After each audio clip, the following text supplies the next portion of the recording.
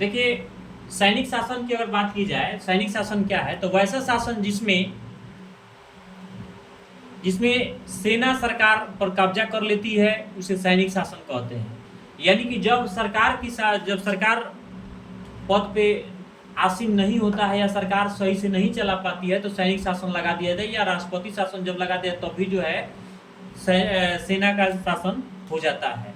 यानी जैसे हाल ही में अगर देखा जाए, तो सैनिक शासन के अगर बांग्लादेश अगर देखा जाए, तो वो एग्जाम्पल में आ जाता है, जहाँ पर सैनिक शासन लगा हुआ था। जब जब भी सरकार कोई कायम में नहीं होती है, तो वहाँ पर सैनिक शासन लगा दिया जाता है, और सारा कार्यभार जो है सैनिक संभालती है। शासन दो प्रकार के होते हैं, एक वो अध्यक्षीय शासन और दूसरा होता है संसदीय शासन। अध्यक्षीय संसद शासन क्या है? तो बात की जाए अध्यक्षीय शासन की, तो वैसा देश जहां राष्ट्रपति देश का प्रमुख होता है, उसे अध्यक्ष शासन वाला देश कहते हैं। यानी कि जहां पर पूरा कमान जो है, पूरा देश का कमान यानी अध्यक्ष के रूप में होता है। जैसे अमेरिका में राष्ट्रपति ही सब चीज करते हैं।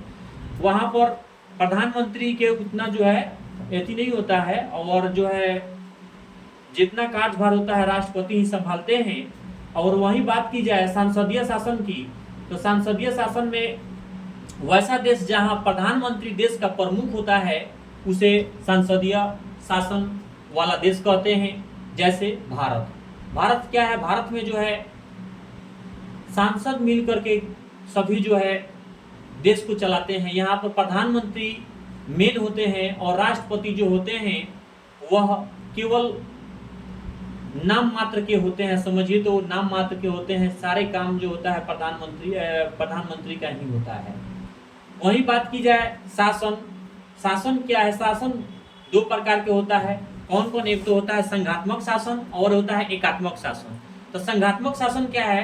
तो संघात्मक शासन वैसा जहां केंद्र और राज्य दोनों सरकार काम करती है, उसे संघात्मक शासन वाला देश कहते हैं। यानी कि जहां पर केंद्र सरकार और राज्य सरकार दोनों मिलकर के कार्य करे, उसको संघात्मक शासन कहते हैं। जैसे भारत में क्या होते हैं? केंद्र सरकार भी है, राज्य सरकार भी है। केंद्र सरकार केंद्र पर से बैठे हुए और पूरे भारत को कंट्रोल करती है। वहीं जहां जो है राज्य सरकार यानी 28 राज्य जो है अलग अलग अपना मंत्री चुने होते हैं, मुख्यमंत्री चुने होते हैं, और मुख्यमंत्री जो है देश का जो है राज्य का कमान संभालते हैं। वहीं एकात्मक शासन वो क्या होता है? वैसा देश जहां सिर्फ केंद्र सरकार काम करती है, उसे एकात्मक शासन व्यवस्था कहते हैं या देश कहते हैं। जैसे इंग्लैंड में क्या होता है बाबू? एकात्मक शासन व्यवस्था है। यानी यहाँ पर केवल एक ही है, केवल केंद्र सरकार ही पूरे देश पर शासन व्यवस्था चलाती है। वहीं सरकार के अगर अंग देखा जाए, तो सरकार के अंग जो है 3 गो होता है, और एक चौथा स्तंभ मीडिया को माना जाता है। वहीं 3 अंग कौन कौन है? विधायिका, कार्यपालिका और न्यायपालिका। विधायिका क्या होता है? विधायिका का काम क्या होता है उसको देखेंगे बाबू। विधायिका क्या होता है? सरकार का वह जो कानून बनाने का काम करती है, उसे विधायिका कहते हैं। यानी कि जहां पर सरकार कानून बनाने का काम करती है, उसको विधायिका कहते हैं। जिसका काम कानून बनाना है, उसको विधायिका कहते हैं। जैसे कोई भी कानून बना दिया गया, जैसे कोरोना पीरियड है, कोरोना पीरियड में कोई भी बाहर नहीं निकलेगा, या कोई भी जाएगा तो मास्क लगा करके जाएगा। यानी कहाँ पर लागू कर दिया गया? यानी कि विधायिका में जो है यह नियम बना दिया गया। वहीं कार्यपालिका का काम क्या है? तो कार्यपालिका का कार्य है सरकार वह अंग जो कानून को लागू करने का काम कराती है। यानी कि इसका काम है जो कानून विधायक लोग मिल करके बना दी, विधायिका जो है मिल करके बना दिया, उसको यह लागू कराने का काम करती है कार्यपालिका। जिसमें न्यायपालिका क्या होता है? तो न्यायपालिका सरकार का वह अंग जो कानून को देख रेख करती है, यानी संविधान की जो रक्षा करती है।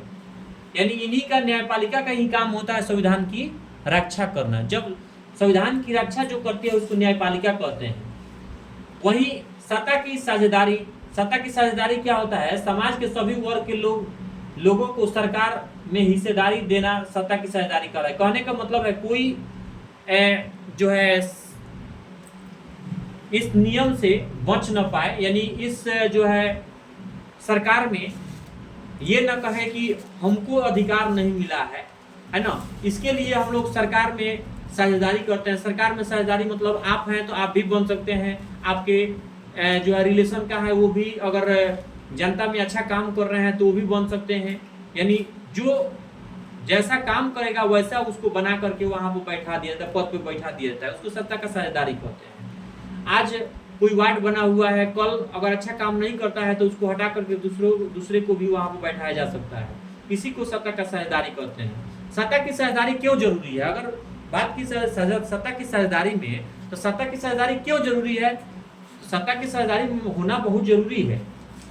शासन व्यवस्था में समाज के सभी वर्गों को शामिल करने के लिए, यानी